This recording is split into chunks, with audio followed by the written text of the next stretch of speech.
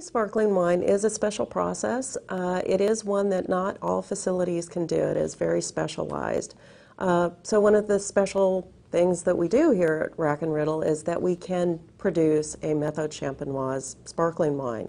This does take a lot more labor, it's a lot more time intensive, because you're talking about a wine that takes anywhere from 6 months to it could be 6 or 10 years. So first I want to talk about the importance of the base wine.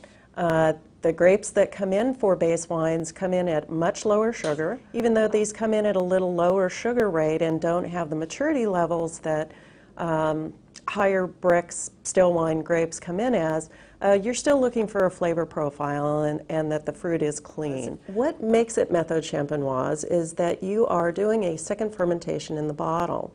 So we're taking our base wines that have now been blended, cleaned up, a little bit of sugar added to them, a little bit of nutrient added to them, and then we're going to add yeast to the bottles so that they go through a second fermentation.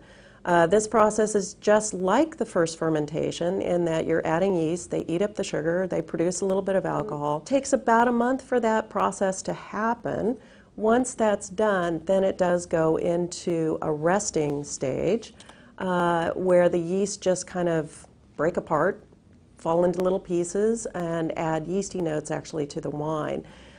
With time, those yeasty notes can turn into nutty notes or a little bit of sherry notes, things like that that are signs of an aged wine. Once you have the wines all together and they have finished that second fermentation, is now you have to get all of that yeast out of there. And that process is called riddling. The old way to do it was in a little A-frame here, and the bottles all went in, and somebody went along, and you've seen them in the movies, and they just kind of riddle along. But now we have nice, great big machines that each of the little cages holds about 576 bottles, and those cages then move in increments. The final process in Methode Champenoise is disgorging. That process involves actually freezing the neck. It then goes out of the freezer into the next machine that actually then takes a little crown cap off, just like off a beer bottle.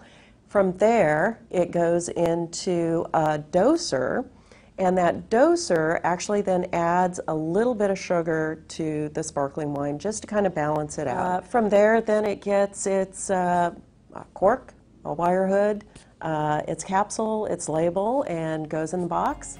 And out it goes, onto your table, hopefully, and for enjoying any time.